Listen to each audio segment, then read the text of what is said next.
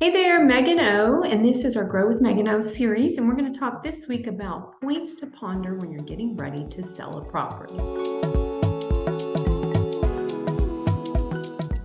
So the first tip we're going to give you is on knowing what's going on in the marketplace, being knowledgeable about what's currently going on and how it might impact you. So as an example, when you might get ready to sell your property, are we in a really hyper sensitive seller's market like we were during COVID, or are we in more of a balanced market, or are we in a market where there's not enough buyers and it's a buyer's market in that position?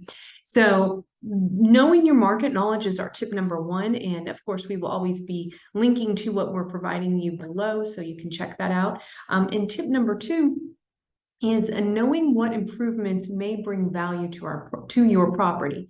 And I'll tell you, if you stick around for next week's episode, we're actually going to give you a little bit of information on that cost versus value.